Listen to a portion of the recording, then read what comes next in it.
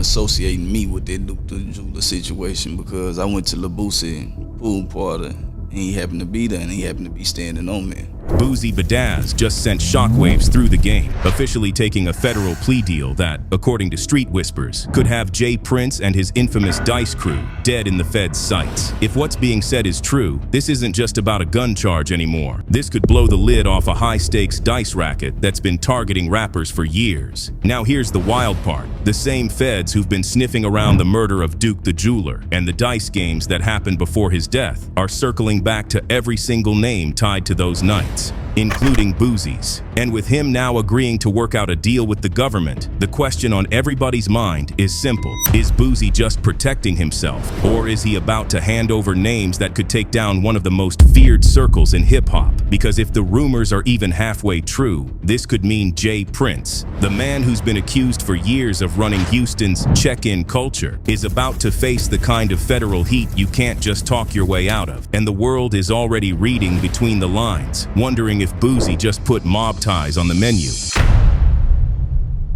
But this scheme is coming to an end all because of that dice game when Duke lost his life, so let's start there. Now, if you've been around Houston long enough, you've probably heard the whispers, the so-called friendly dice games that somehow always end with the house on top. Dice games have been part of the city's underground culture for decades, but the ones tied to Jay Prince Jr. are a whole different animal. These aren't casual games in somebody's basement. They're high-stakes events, invite only, with big money on the table, and a check-in rule that makes sure the house knows exactly who's in the room. But the streets say there's a catch to these games. The mob ties have a playbook. Lure rappers and high rollers into a private room, make sure the drinks are flowing, the cash is stacked high, and then let the dice work their magic. Charleston talked about it too, but only a few listened. Everybody in Texas know what the play is. If you rapping, you celebrity, if you like the strip club, you like to do this, you check in with them, they bringing them bad dice on you.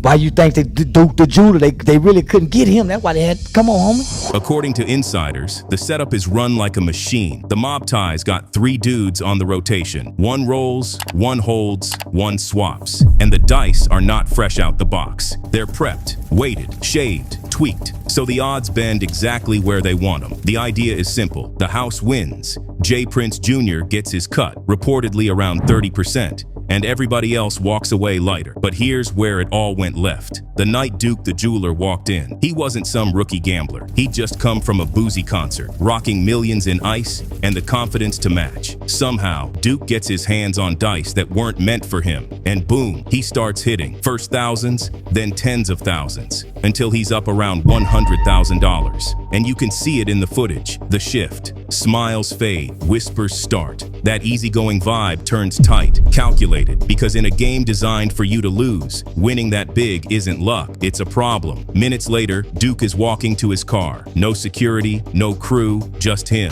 Shots ring out, and before anyone can process what happened, he's gone. Jewelry still on him, cash untouched, which means this wasn't about robbery. It was about control. And that night, Duke broke the system's control. Now, Duke the Jeweler wasn't just some random name in the mix. The man was a respected Chicago jeweler with a client list most rappers would kill for, custom pieces worth millions, a reputation for quality, and a personality that made him a fixture at hip-hop events. So when Boosie invited him to Houston, it was strictly business. Or at least that's what Duke thought. We already said that Duke was ambushed as he was walking to his car in a parking lot. But the part that made the feds raise their eyebrows is the fact that every single piece of Duke's jewelry was still on him. Even his Louis Vuitton bag, stuffed with over $1 million in custom work, didn't leave the room with him. That bag ended up in Boosie's house. Now, Boosie's explanation is that Duke asked him to hold it during the game, and after the shooting, it just stayed in his possession. But it isn't that simple. Duke's phone went dark right after pinging near Boosie's recording studio, and federal investigators say they've got surveillance, text threads, and witnesses that place Boosie's circle right in the middle of Duke's final hours. To make things even heavier, the feds have zeroed in on Boosie's nephew as the possible shooter. And instead of folding this into Boosie's other legal battles, they've split Duke's case into its own standalone federal murder probe, meaning it's getting undivided attention. And that's why the Louis Vuitton bag isn't just a piece of luggage in this story. It might be the very thing that made Boosie's name pop up in federal files. So here's where things start to look real dangerous for Boosie, and why some folks think this plea deal might not be just about that 2023 gun case. Federal prosecutors didn't lump Duke the jeweler's murder investigation in with Boosie's other legal battles. They split it off on purpose, and that's a classic pressure move. When the feds isolate a case like this, it's because they want to keep the heat laser focused, and it gives them leverage. They can dangle a little leniency on one case in exchange for answers on another, and the Duke case is loaded with problems for Boosie's camp. For starters, Duke's phone, the last digital breadcrumb of his life,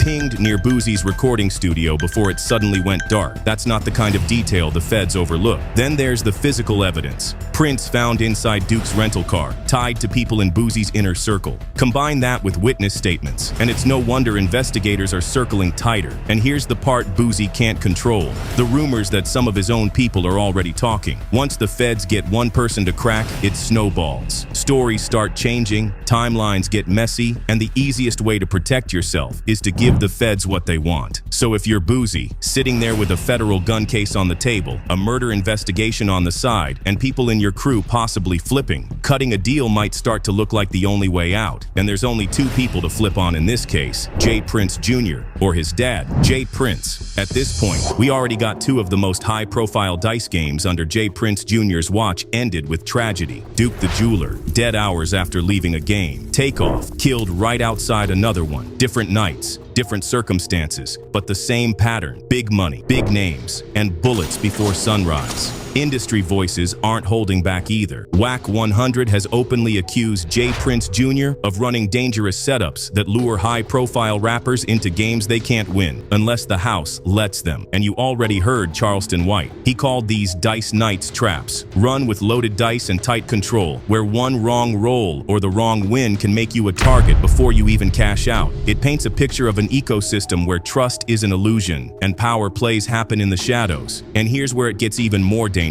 If Boosie really does start talking, naming names from the inside, this so-called check-in culture that's run the Houston scene for years could collapse overnight. And once you start talking about the check-in culture in Houston, you can't ignore what's been happening behind the scenes, because the streets aren't the only ones reacting. Word is, some artists are quietly pulling back from Houston events altogether, skipping out on shows or appearances where mob ties might be involved. Officially, J. Prince Sr. denies there's any rule about having to check in, but insiders say the pressure's real, just more subtle now, enforced through J. Prince Jr.'s network. And after two high-profile deaths tied to dice games, even the bravest names in hip-hop are rethinking whether the risk is worth it. That fear isn't just about getting caught in the crossfire, it's about getting caught in the politics. Hip-hop veterans have been warning younger artists for months: stay out of the Houston dice scene, because once you're in, it's not just about the money you win or lose. It's about who you're standing next to when the night turns deadly. Take Finesse 2 Times, for example. He went from being aligned with J. Prince Jr. to airing out bad blood in public, claiming he got stiffed financially and hinting at disrespect behind the scenes. Then the rumors started flying about a baby mama scandal that put even more cracks in their relationship. True or not, the drama added fuel to the growing narrative that J. Prince Jr. is losing allies faster than he can replace them. And it's not just artists feeling the heat,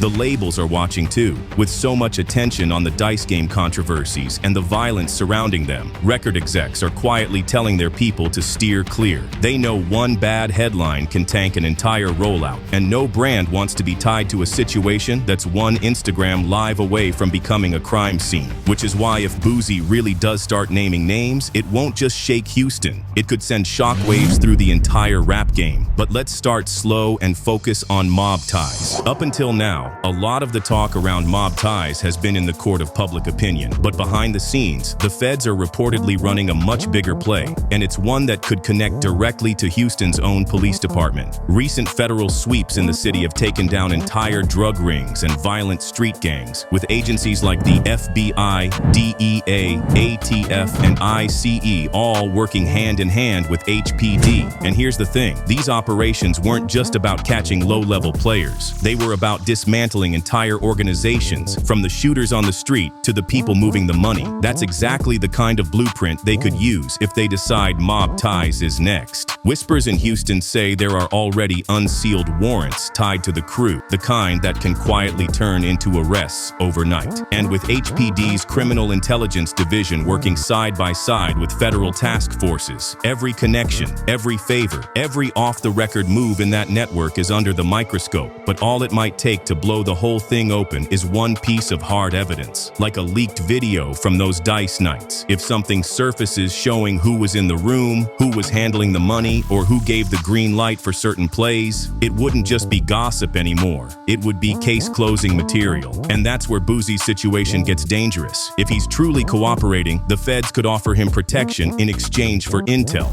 But in the streets, that kind of protection can paint a target on your back. Once people think you're feeding the other side, your name stops being mentioned in whispers and starts getting mentioned in threats.